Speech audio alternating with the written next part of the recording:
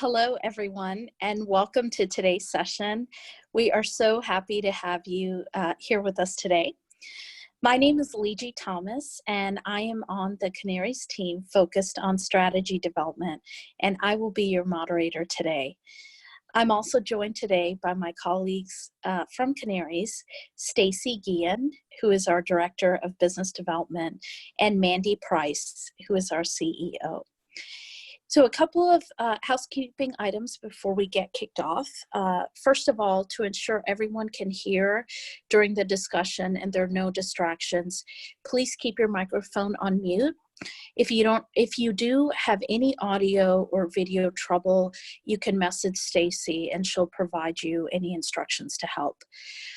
Second, this is a very interactive session. So this is part 2 of a learning lab.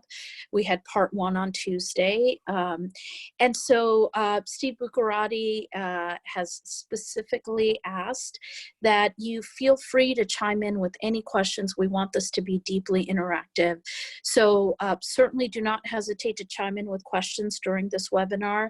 And I will be delivering those questions to Steve as Stacy hands them off to me. So don't hesitate to ask whatever questions come to mind. Lastly, I do want to let all attendees know that this session is being recorded and the recording will be emailed to all attendees after the webinar. People who are just joining the webinar, again, welcome. Please feel free to share your LinkedIn profile in the chat so we can network and continue to know each other.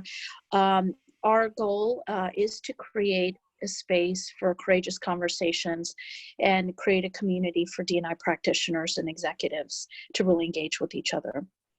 Again, my name is Legie Thomas, Chief Strategy Officer at Kanarys. Just briefly about myself, part of my past history is being asked to build diversity inclusion from the ground up, essentially, for Southwest Airlines. I have consulted in the Fortune 500 and was fortunate enough to meet Mandy Price, CEO of Kanarys. Was really sold on her vision and the Kanarys vision of really leading with data-driven insight, creating long-term sustainable change in corporate America and advancing diversity, equity, and inclusion.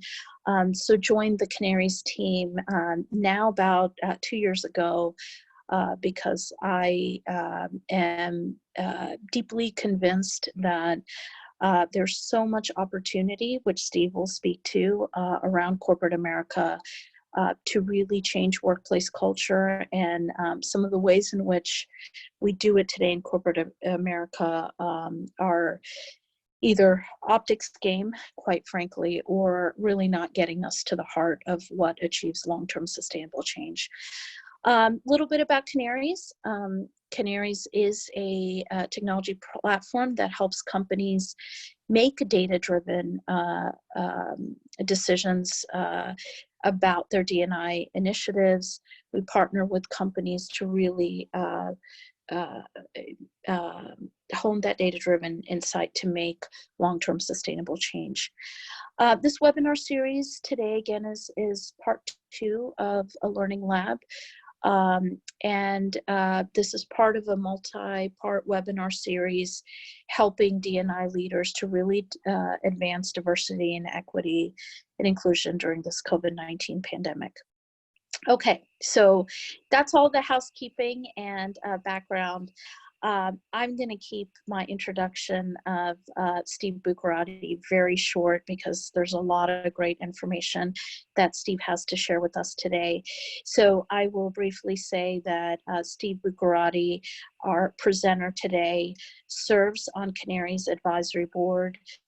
He brings more than 30 years of experience to his role as president of the Bucherati Group, LLC, and he is the former Global Chief Diversity Officer for the Coca-Cola Company. I have been blessed to know him personally and professionally for a number of years, and I can tell you, you all are in for a treat. So without further ado, Steve Bucherati, take it away. Great. Thank you so much, Liji. And thank you all for being here. For those of you who are with us on Tuesday, excited to have you back. I hope Tuesday's session was good for you. And today we're going to switch gears from workplace fairness into diversity and inclusion. For those of you who are joining new today, I'm glad to kind of meet you this way. And again, my goal throughout this presentation is to make sure that when we're done, you leave with some real nuggets that will help you and where you work and your colleagues. So as Liji said, please don't hesitate to ask questions and feel free to have those interrupt me. They'll come in through that chat room, and Liji and Stacy will interrupt me and let me know that this question, and I'll handle it because I'd rather have it in real time than wait till the end. So with that, we'll kind of move into things. I want to start with some data. Kanarys is a data platform, and data is, in my mind, something that actually rules the day. And so if you want to take a look at the Coca-Cola organization back in 2000, so once I took over the role back then, this is what we looked like. The management committee, this was the top 6 roles in the Coca-Cola Company. You can see we had no women, 1 person of color. Multicultural is Coca-Cola's terminology for minorities, people of color. So that's when you see that term, that's what it is. The executive workforce, vice president and above, not very good. The non-hourly workforce, so our professional salaried workforce, this is what we looked like in January of 2000. And then ultimately our board of directors, again, didn't look real good. And so this is where we started. And I like to start conversations like this with this data so that you have a point of reference for where we were when we started. And in the beginning here, I'm going to give you 2 or 3 other slides for some context, and then we're going to get into the meat of things. So this is where we started, January 2001. That first bullet is an understatement, if there ever was one. Diversity had no real connection to the business. None, zip, zero, zilch. It was this nice thing. My predecessors, good people, smart people, but their focus was on this whole cultural awareness, let's educate the workforce kind of thing. So cultural sensations, you see there in quotes, this kind of, in my mind, lame-brained idea that's let's learn about each other's music and our art, things like that. And once we know each other's music and art and stuff like that, we'll all be able to get along better. Okay. The second thing was this educational idea, and they did what most companies do. They focused on education. And in Coke's case, they had brought in a very reputable diversity education program, diversity education leader behind it. And it was god awful. It was positioned as the silver bullet. It had no linkage to the business. It was something as silly as in the jungle, there are elephants and giraffes. They are very different, but they must get along. That was the opening line of the education. So you can see why that went over like a lead balloon to our managers and our employees. So all in all, it was just kind of this kumbaya environment that they wanted to create. Let's all hold hands and get along, and we'll do diversity inclusion because it's the right thing to do. And it. Hey, Steve. Yeah. Steve, I'm sorry to interrupt. Quick question here from Paulette Brown. Yeah. In addition to getting the recording, will the attendees also receive the slides? And yes, they will, is my understanding, correct? Okay. Yeah. So. Perfect. Thank you. That's a great question. Thank you, Paulette. So this failed miserably. Now you see this name, Pamela Newkirk. I just kind of threw this in at the last minute here. Pamela is a professor at NYU, and she wrote and published a book that came out just this past October. It's called Diversity Inc. It has nothing to do with that periodical Diversity Inc. But she calls it Diversity Inc. And it's about the failings of a multi-billion-dollar industry. And it is a great read. I would suggest to you to download it, buy the hardcover. It's a great read. And it talks about why most organizations in this country are still in 2020 failing when it comes to D&I. It is great information, great research, and great data, most importantly. And it's because most of them do the same thing like we're talking about here. So just a sidebar that you might want to download that book. So whenever I took over the role, my thinking was, okay, let's focus on what gets the leaders' attention. Prior to being the Global Chief Diversity Officer for Coke, I was the head of human resources for global marketing and innovation. I worked for the Chief Marketing Officer of the Coca-Cola Company. By osmosis, you learn a few things. And through that, I understood that if we were going to get their attention, I had to talk their language, and their language is dollars and cents. So I went to the senior leadership of the Coca-Cola Company after I had our marketing research people come up with all kinds of great insights and data and information for me. And I showed, starting with the president of the company, I said, look, I can show you how we're going to make incremental millions, hundreds of millions of dollars if we put a best-in-class diversity inclusion strategy in place. And I had to hook them, and I had to hook them in the marketplace. So I showed them city by city, brand by brand analysis of our consumers. And I started with this, brand called Brand Sprite. And those of you may be familiar with Brand Sprite. It was Coca-Cola's kind of an average brand, and Coke took some insights that African Americans preferred flavored drinks more than most other demographics. And so Coke began to focus its marketing strategy using Sprite for the African American community. And they did it through advertising and merchandising and in-store promotions and strategic alliances. And Sprite became the mega brand that it is today. So I showed them all that data. And then I said, let's look at Coke and Diet Coke, where we were not focused on the diversity of our consumers. It was kind of like, let's have one message for everybody. And the reality of it is Coke and Diet Coke were doing great with people who looked like me, or in Diet Coke's particular situation with women. But the two big brands weren't talking to diverse audiences the way they needed to. So my point to them was this whole idea of, you got to do everything that we do in marketing, brand planning, advertising, merchandising, in-store promotions, and you got to really speak to the diversity of the consumers in those locales all over the United States and ultimately all over the globe. So this is kind of the business case that I put in front of them, and I hooked their interest. And that's critical. You have to hook their interest, because whether we like it or not, businesses are in place to make money for themselves and their share owners. And if you want to have a strong D&I strategy and a strong D&I program, you better first speak in that language and show them how you can win in the marketplace. The rest of it, as you're getting ready to see in a minute, will come naturally after that. So for me, the business case was obvious. And this is the exact slide, by the way, one of those slides that I showed them back then, where you can see between Coke and Diet Coke through our two different channels, we made almost $4 billion. Now, this is back in the early 2000s, obviously. And I said, look, if we focus on diversity of our consumers, look at all these incremental dollars that we can make over the course of any 1 year.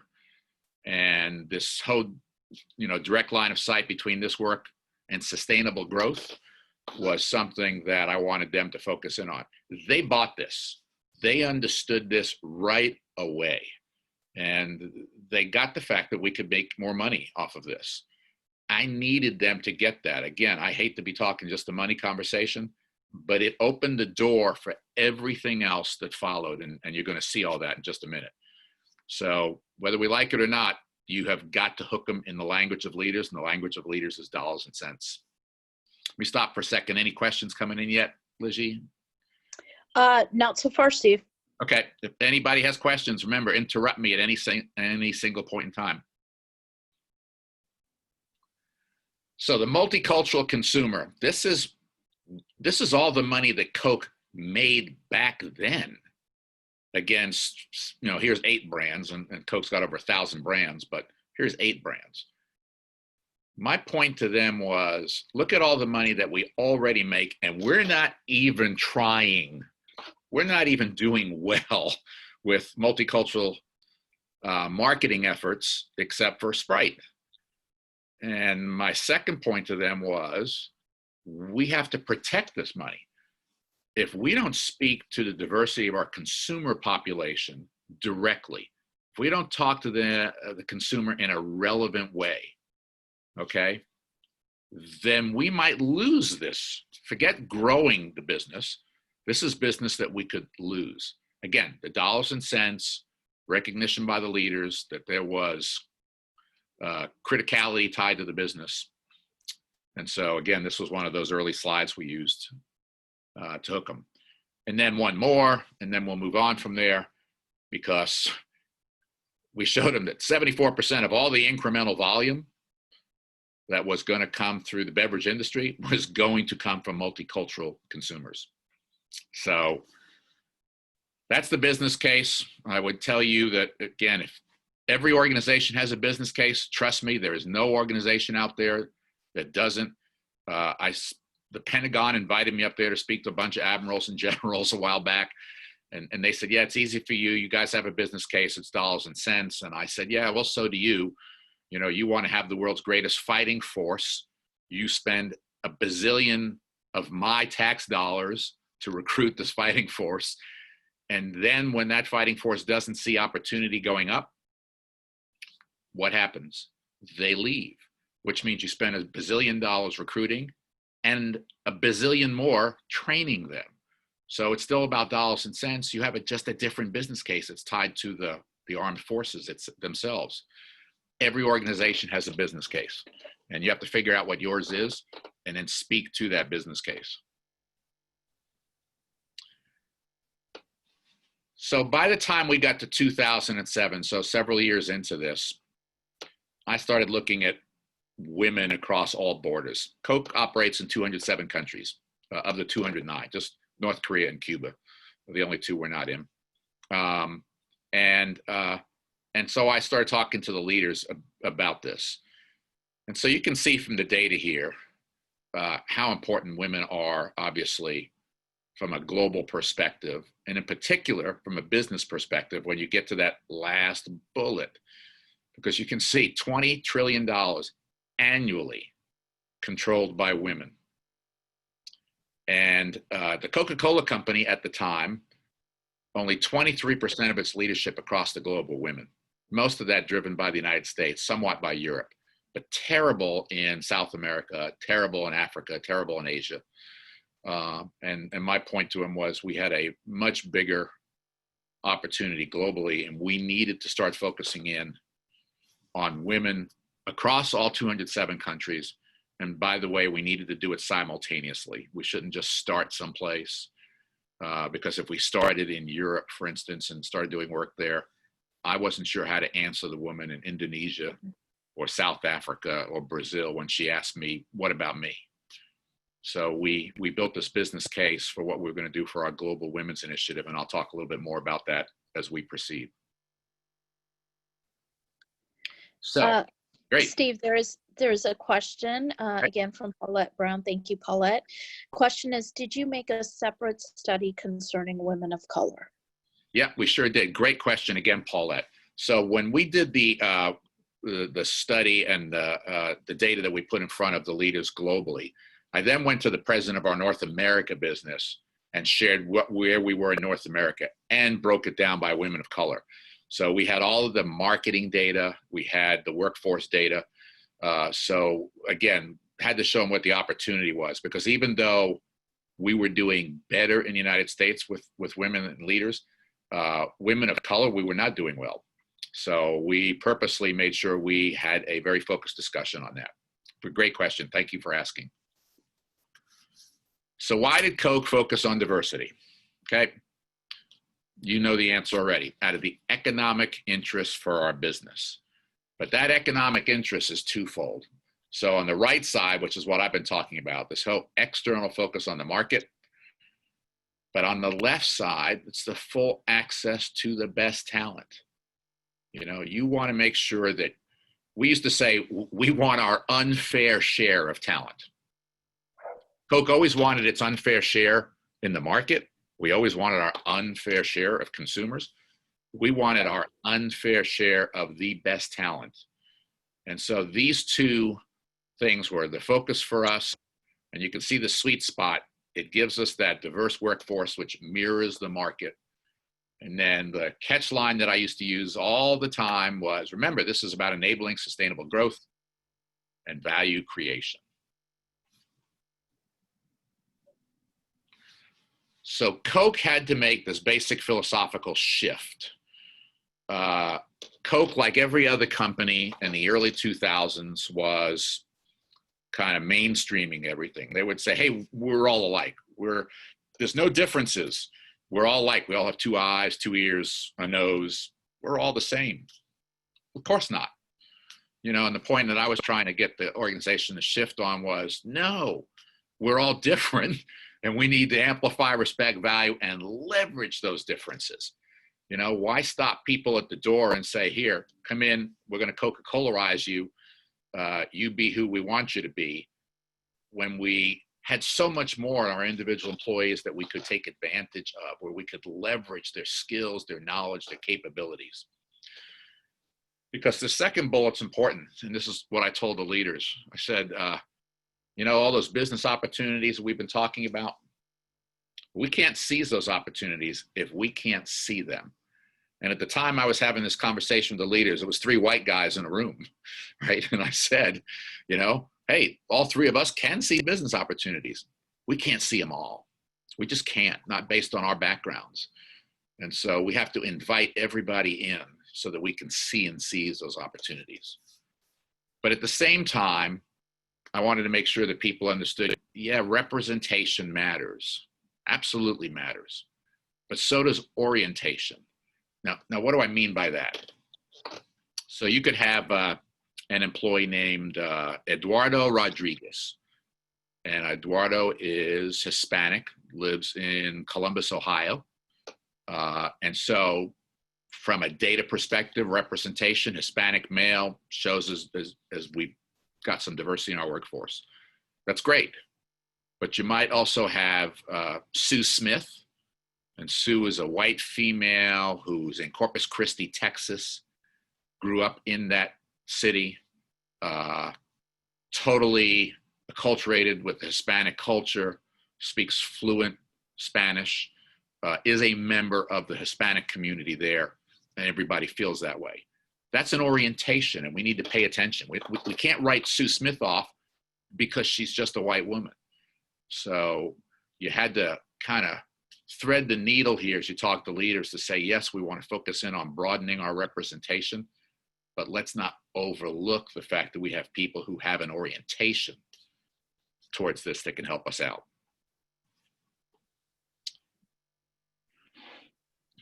Marketplace. So we had to obviously change things there. You can see, understand that this is about growing the business. I wanted to make sure that all of Coca-Cola's leaders, all of Coca-Cola's managers, all of Coca-Cola employees understood the diversity of our markets, that all of the information that we had, and we had so much information, that all of it was shared with all of our people so that they understood where they worked and understood those markets. Coke brands everything, and we branded this as diversity as business. From day one, we called it diversity as business.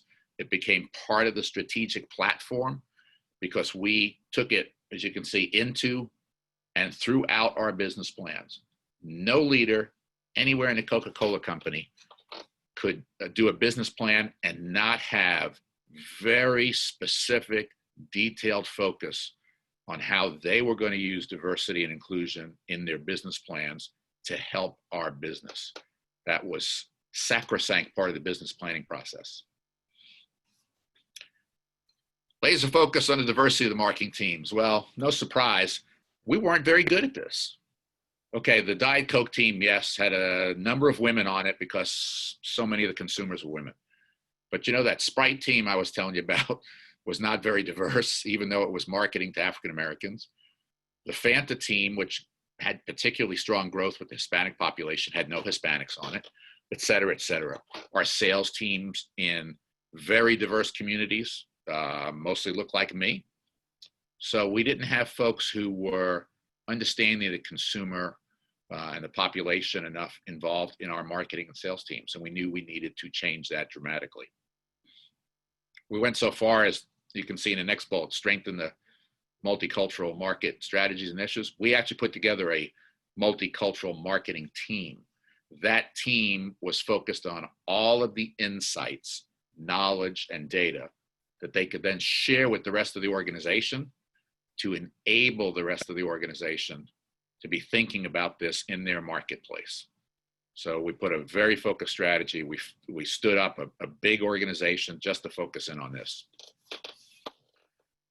Coke had some reasonably good supplier diversity strategies back then, but just reasonable. We amped that up a lot because, again, that speaks to the image of the Coca-Cola Company in all of the communities in which we operate in terms of what we're doing for local business folks.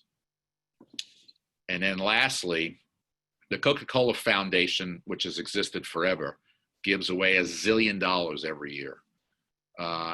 And we spent considerable time working with the foundation to make sure that we lined up our philanthropic giving, not all of it, but a chunk of it, lined up with this diversity and market-based strategy. And so you can see we're trying to bring all the pieces of the puzzle together to help Coca-Cola move forward.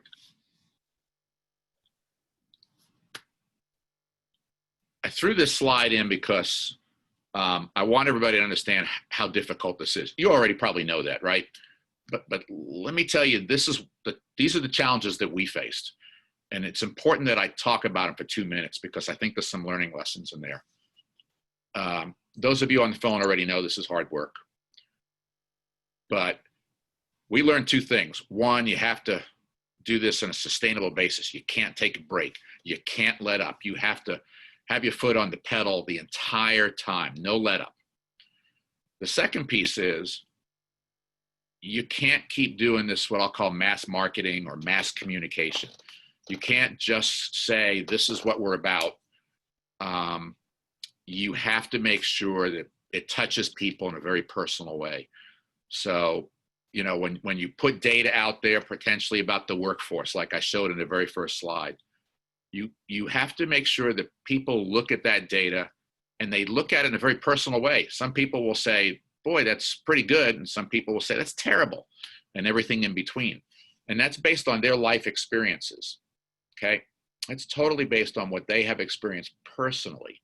So you have to remember that success is defined person by person. So you can have metrics, and we had a ton of metrics. But don't lose sight of the fact that your vision of success may not be the same vision of success that's held by every employee in your organization. And you need to get to understand that and get to know it better.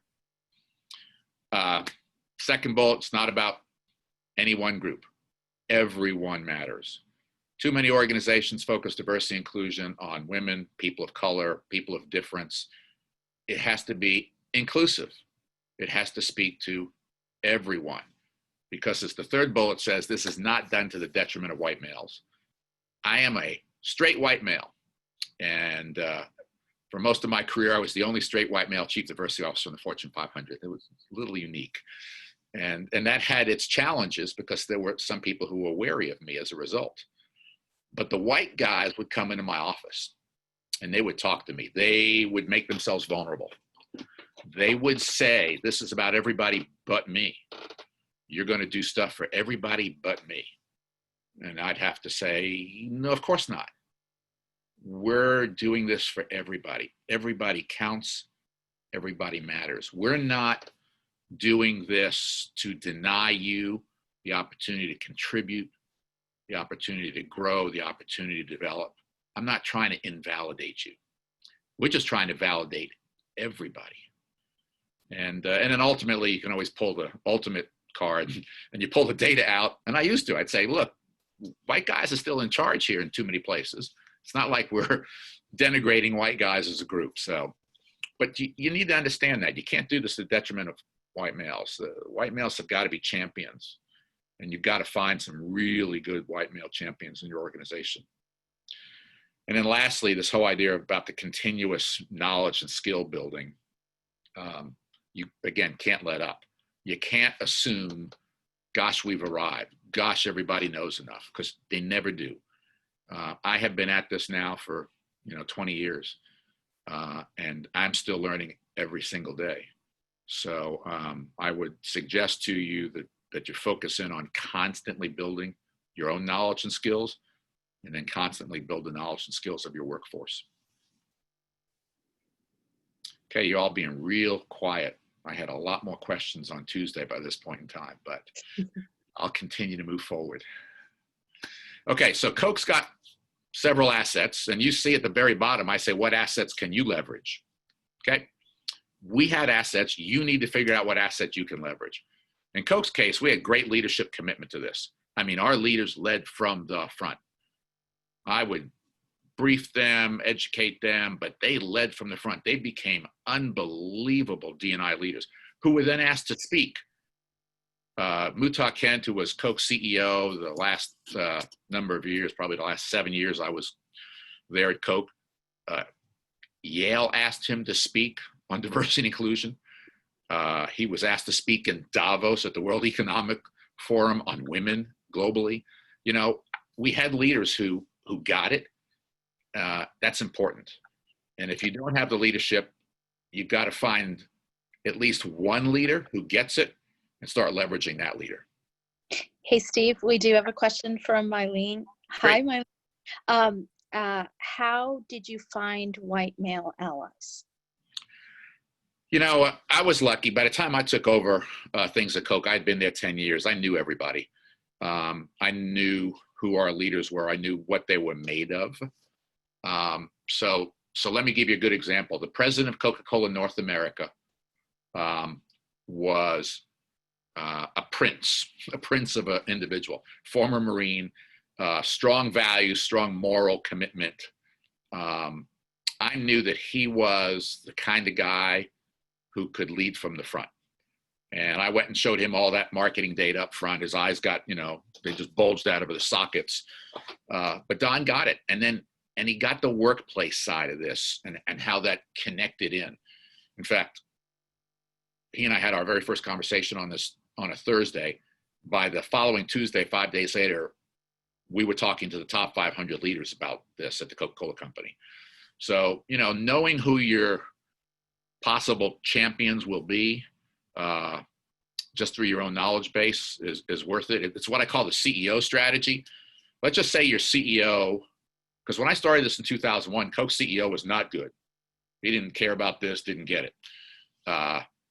His successor, Neville Isdale, in 2004 did. Muhtar took over in 2008 and did, but the first CEO didn't. So I went to Don, and I got Don and leveraged Don in North America. And so, you know, find the people who can start it. And the other thing is that when you talk to leaders, if you talk to leaders about this from a business perspective, you can talk to their egos. And I will tell you, leverage the heck out of their egos. They all have massive egos if you're in leadership roles. And go to them and say, hey, this is a legacy opportunity. You're going to be known for leading your company, leading this firm for all kinds of reasons. Wouldn't you like to add to that you are considered across the country or across the globe a diversity and inclusion leader? That you're considered somebody who's an authority, somebody who can speak? I just speak to people's egos, and it works. So try that. Hope that helps and answer the question. Back to the leverageable assets, Coke had this great external reputation, and we leveraged it. We went and leaned on organizations and philanthropic circles that we had been funding for years to help us find talent. I mean, I remember once when we had a head of innovation job open up, and I went to the executive director of the ELC and said, we're looking for some diverse talent to run our innovation function. I mean, 48 hours later, I had a phone call with a name. So we had been funding ELC for 20 years, and they had the capability to help us out. So external networks and relationships, even broader than that, not just the philanthropic circles. At Coke, I believed everybody at Coke knew everybody on the planet, or was like, you know, Kevin Bacon within a few steps of knowing everybody on the planet. How do you take advantage of that? How do you lean on people who travel in circles all over the world? You just have to get them thinking, wherever I go, whatever I'm doing, I should be on the lookout for talent. Okay? I'm not just the head of finance and I'm off at a finance conference and I'm talking about finance. No, I should be looking for talent at all times. So how do you take advantage of those networks and relationships that exist? Go ahead. Another Hey, question. Steve. Yes, and this is once again from Paulette. Thanks, Paulette. This is a two-part question. Okay. It's a little bit lengthy, so I'll do my best to read it verbatim. Okay. It is agreed that marketing data is important and most people don't believe it until they see it. Right. What if there are no funds to collect the necessary data to present, particularly to white men? And then the second question is, if you already have significant market share in a particular area, what is the advantage of adding diverse people to the team? How do you sell it, i.e., how do you counteract, we are doing fine without being inclusive? Yeah, great. Those are two great questions. So first on the dollars piece, I get it. The dollars and cents thing, I completely get. I didn't have dollars and cents when I started this either. I went to our market research people and I put the challenge in front of them. I said, I would love for you to help me break this down brand by brand, city by city. They were frothing at the mouth. This was something different for them. When I explained, if you can help me, I can help the Coca-Cola Company drive a diversity inclusion strategy that will help the marketplace, the workplace, communities in which we operate, et cetera, et cetera. When I spoke to them about the vision of this, they just wanted to do this. They just said, we'll help you, right? It's part of their day job, is doing market research anyway. In this particular case, they were just working for me on the side. So even though we didn't have the dollars and cents, I got the market research people to do it.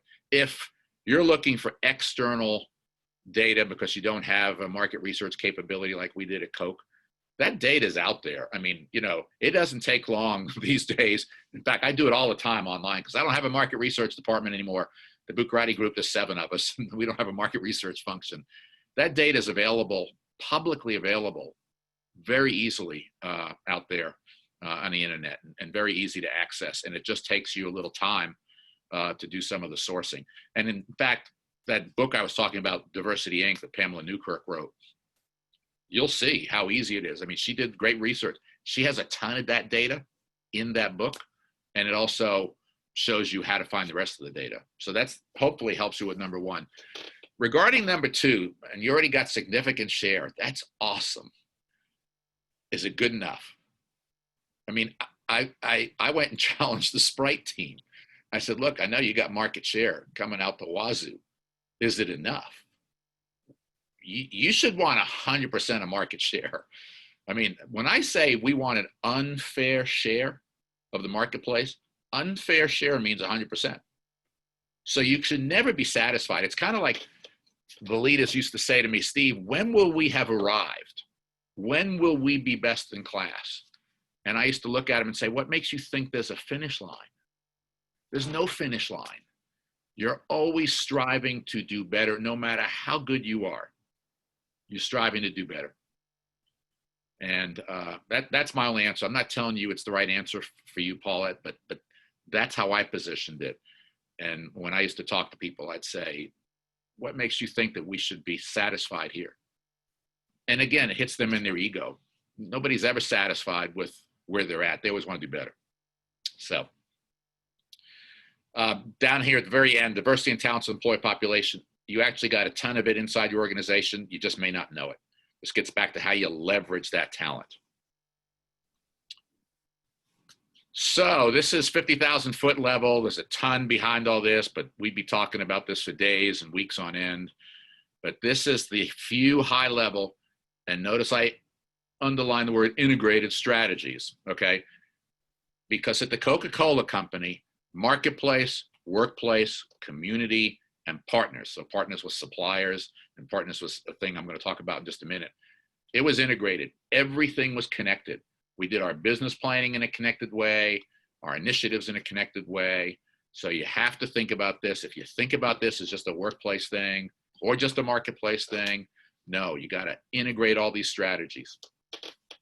So yes, we did educate our people managers around the business case, around the business case. So we did everything we could to make sure they understood our business case.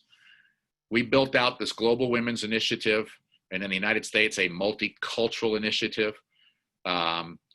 We put together a couple of councils to help me do that. 16 women from around the globe, 16 multicultural leaders from around the United States. We built out, and again, I could be talking to you for days about this, because this was incredibly significant work that really helped drive what we were doing both globally and then in the United States. But we had a laser focus on these two initiatives. Diversifying our talent pools, obviously, that goes without saying, but look, Coke could get talent any day of the week. Everybody flocked to work at Coca-Cola. That's not good enough, right? We kept fishing in the same fishing ponds, and we're getting great talent, but we're getting the same talent every time. We had to fish differently. We had to cast our net differently in different places, in very different ways, because we had to diversify those talent pools in order to grow our organization. This fourth bullet, lots of people have challenged me on this for 20 years, but I'm okay with that. We put together very focused women and multicultural associate development programs. We had specific assessment and development programs for women and specific assessment and development programs for multicultural associates. They were around accelerating their development, accelerating their leadership development, so that we could level the playing field, because women and multicultural associates were being held back by a lack of those types of programs or a lack of representation in Coke's programs prior to this. So people will say, well, yeah, you're going to tick people off if you have a program just for women or a program just for multicultural. And I'd say, no, we're not. And I would be happy to explain to everybody why we're doing what we're doing. And when, again, not doing it to the detriment of anybody else. We still got all kinds of great development programs, and we are developing everybody. But we had a couple that were focused to help catch up for women and multicultural associates. Build and advance the pipeline. Again, that goes without saying. Most organizations have decent pipelines. They just don't advance the pipelines. So we built a number of very creative programs to bring visibility to people of difference, and again, to develop them very differently, so that they were positioned to actually advance out of that pipeline in the leadership roles. Engage our employees in diversity activities. Everybody does this. Everybody does this, and you call them ERGs or BRGs. Everybody finds some way to involve their associates. And most of it is okay. It existed at Coke in the early days, and it was okay, but it had no real value. We changed that very quickly. We created what we call business resource groups. Every one of them had to develop a business plan that tied into the marketplace, the workplace, and the community. Those business plans were run like business plans in the rest of the organization, just like our marketing business plans. They were presented to the president of Coca-Cola beginning of the year. They did a mid-year review. How are we doing? They did an end-of-year review. How did we do, and where are we going next year? They became a critical component to how we made this all work at Coke. They brought forth ideas that helped us grow in the marketplace. They brought about changes in what we did in the workplace. They helped us with policies and practices. We really leaned on them. So lots of companies have ERGs, but a lot of it is window dressing. It's nice to do stuff. It can't be just that. Again, we built out the diversity communications. This is critical. You should have a specific D&I communications plan that's tied to both internal and external, so media related externally. We were maniacal about this. We had somebody from our media relations team and somebody from our internal communication strategy as part of my team on a part-time basis. I borrowed them, and they helped us drive communications. And we communicated all the time because you got to keep this visible. It doesn't have to say diversity inclusion. But if, for instance, B. Perez, who was the highest ranking Hispanic and still is at the Coca-Cola Company, Hispanic female, when B was honored for something, we did a whole story on that. We wanted to profile B. When the Coca-Cola Company funded the Jackie Robinson Foundation for the 50th consecutive year, we did a whole story about how our money went into the Jackie Robinson Foundation and funded youth scholarships in disadvantaged communities. We made sure we were constantly doing stories. They didn't come under the banner of diversity and inclusion, but people got it. So real important. Multicultural marketing, I've talked about. Supplier diversity, I've talked about, and connecting our philanthropic. The last piece, which I didn't talk about, is this whole consulting thing. So I've been running my own consulting business now for 5 years, but for 7 years before I left Coke, we ran a consulting business inside of Coke. Coke sells its products through customers, through McDonald's, Kroger, 7-Eleven, et cetera, et cetera. Most companies were behind us when it came to D&I, so we offered them consulting. We said to them, we will help you. We will share all of our programs. We will share all of our learnings, good and bad, and help you grow your business, which is, again, what my team and I do today. But we did it for like 7 years inside Coke. That was a value add. Our marketing and salespeople loved that. They loved that we were helping our customers be better at their business through what we had learned, good and bad. Okay, this is last slide before we take a break and get to any discussion or questions you have. This is by the time I retired at Coke, end of February 2015. So I showed you where we were January 2000. This is how the workforce changed. And I'll let you look at that. And then as you can see at the bottom, I went to the president and said, look, we can make millions of dollars, hundreds of millions of dollars. We made incrementally over $1 billion that we would not have made had we not done what we did. This buys you sustainability. When you can help the business grow, your function, your D&I function is not considered some ancillary function. You become a critical part of the business. The chief marketing officer, every time they were thinking about doing advertising, would bring my team and I in to view early drafts of what their advertising looked like to get our perspective on it. That doesn't happen unless you create value for the organization. So the more value you can create, the more you will become part of the mainstream of the business. And so I don't make a judgment about this data that I'm showing you, because as I told you, data speaks to everybody in a personal way. Some people will look at this and say, wow. And some people will look at this and say, is that all? And both are right. I just present data and I let you judge for yourself, how we. Hey, Steve, we have a question once again from Paulette. Yep. How much did people want to see instant results? That's a great question again, Paulette. People always want to see instant results. And so when we did our strategy and business planning every year, we focused in on the long term without question. We always had a long-term vision of where we were going, and we would build plans that would incrementally get us there. But we also knew we needed quick wins. We knew we needed to do some things, especially in Coke's case, because if you were with me on Tuesday, you know that Coke, this is why I spent Tuesday talking about workplace fairness, you know that Coke had the largest class action lawsuit in corporate American history back in 1999, 2000. And when I came in 2001, that's what I inherited. And so we had all kinds of people who wanted quick wins, and rightfully so. So we always built our strategy for both the long term and the short term. And that's why the communication piece of this was so critical.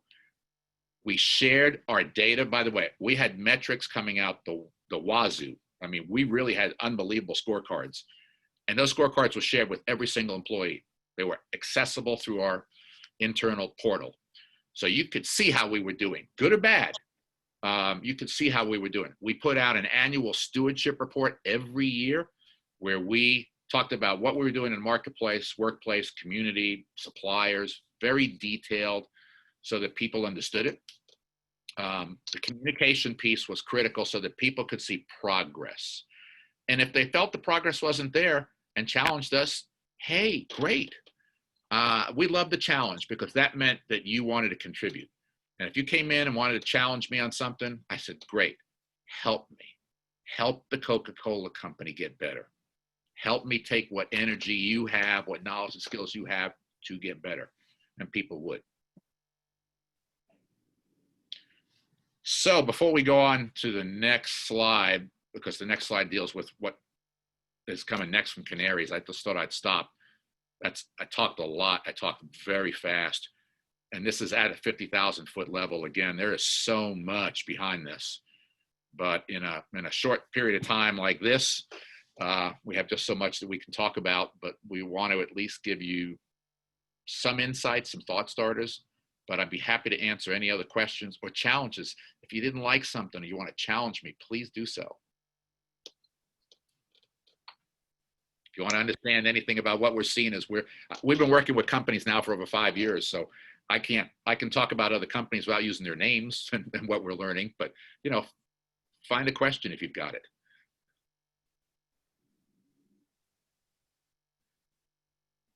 All right, it's kind of quiet out there, huh? All right, so with that, then you might come up with a question while I move to the next slide, but I'll let Lizzie take over from here. Sure. Great. Well, Steve, thank you so much. As Steve mentioned, please be thinking of any additional questions, particularly challenging questions. It's rare that you have the opportunity to pick the brain of a thought leader like Steve Bucherati. So definitely keep those questions going. Just want to let you know about the next series in this webinar series during COVID-19. The topic is how ERGs help strengthen belonging in times of uncertainty. And we will have the Global Head of Diversity, Inclusion, and Belonging at NASDAQ, Supriya Jha, with us. And that webinar will be on June 2nd, 2020 at 1 p.m. Central. And Stacy has sent a link in the chat for registration for that, so please do register. Great, Steve. Well, we have some additional questions that have come in, so let me move to the additional questions. Question from Lisa Ong. Hi, Lisa. Good to see you on here. Question from Lisa is, with COVID-19 challenges and reduced budgets, any suggestions on how to keep the investment? Geez, that's a great question, Lisa. I'm not in the corporate world anymore, but I am working with our clients, and they're all struggling, as everybody is. What's important, and this is the counsel that I have been giving the leaders at all these companies, is, as a company during COVID-19, you are focused on your employees. You are absolutely focused on your employees. You're focused on their health, their safety, their ability to contribute in different ways, because we're all working out of the house, et cetera, et cetera.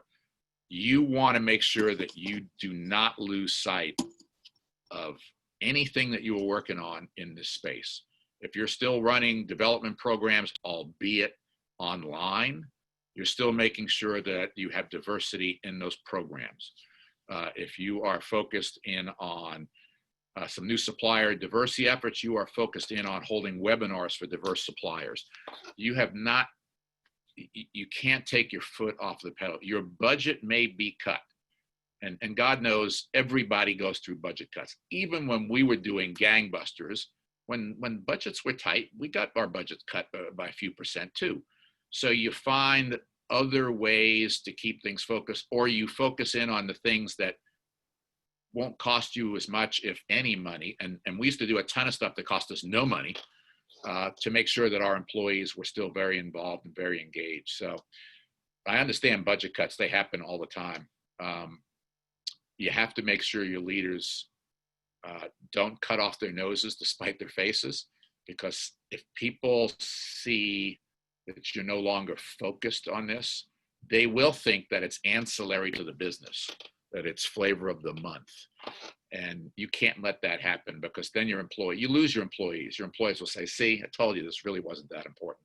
So find ways with little to no budget to keep things in front. We did lots of things, particularly around communications, to keep this in front of people. Great, Steve. Next question. In talent acquisition, some people think if both candidates are equal, I pick the one who has more melanin, which cuts against EEO laws. Did you face this? That's a fantastic question. By the way, we used to get challenged on this all the time. Look, at the end of the day, we focused very hard on diversifying our workforce. We had a golden rule, however, that never, ever, ever, ever was violated. And that was best person gets the job every time, every single time. The moment you fail one time, word goes out. Yeah, you know what? They took him because he's Hispanic. They took her because she's a woman. And you can't do that. You just can't do that. You take the best person every time. When we had situations where it looked like there was a tie, and there's no such thing as a tie, by the way. Let's be clear. No way two people are exactly the same qualification-wise. So we used to have to dig a little bit deeper and say, okay, why would we want to take this person over this person? But let's just say that if you went way deep and everybody was still the same, okay, then you take a look at what your organization looks like in that particular group that vacancy existed in. And if diversifying it helped, then you did it. You weren't violating any EEO laws because you had two candidates who were just as qualified, right? You weren't violating any kind of principles as an organization. You were still taking the most qualified person. You just, took a look at your workforce and you said, hey, in this particular department, we need to diversify a little bit more. Again, you wouldn't take a person just because of their diversity. That would be wrong. But I would tell you, look a little deeper, because I don't think there's ever a tie. I think there's always a reason why you select one person over another. You have to look a little bit deeper sometimes. Great, thanks, Steve. And we have one more question. I think this is a comment maybe from Paulette that she'd like your take on. I agree, everyone should own this. I find that sometimes when you talk about everyone, those who have been most underrepresented continue to be underrepresented. So any thoughts on that, Steve? Yeah, I think that's absolutely true. When we see that every day in society, turn the news on every day and you see it every single day. I think that's absolutely the case. And that's why those of us who are in this space have to be the voice. We have to be the voice for the underrepresented, the disadvantaged. We have to be the people who call out others for bad behavior. We have to be the people who don't let this be normalized. We have to be the people who create the change in our organizations, who create a culture where everybody has a fair shake at things, where everybody is treated the right way, where everybody has the same opportunity to develop, to grow, to advance, to contribute. We have to be the voices for the voiceless sometimes. I used to do that through data. And I used to do that through the data I showed you. I used to do that through our employee insight survey, because like a lot of companies, we would survey our employees. I'd bring voice to that. We used to use our BRGs to bring voice to that. This is something, you can tell, it's obviously a passion point for me. There are always going to be people who are underrepresented. And those of us who are in a position to do something about it need to do something about it at all costs. My attitude was, damn the torpedoes, full speed ahead. And I'll tell you this is important. I think the most important competency that those of us in D&I have is courage. Okay? The courage to say or do what needs to be said or done in the moment it needs to be said or done. We can't be polite. If we're in a room and something's going askew, you got to call it out in the moment without personal regard. Okay? I used to say, okay, if they're going to fire me, they'll fire me, but at least I'm going to go out the right way with my values. And guess what? I used to challenge the leaders all the time. and I would push them hard, and nobody fired me, So I think you have to bring voice. Steve, thank you so much. What a great note to end on in terms of the need for courage in our world. Steve, that was great. Please send your comments over the chat to Steve. Lots of requests, Steve, to follow you on social media, etc. Thank you to everyone who attended today. Please follow us on Facebook, Twitter, Instagram, and LinkedIn. Follow Kanarys for any news, D&I trends, etc.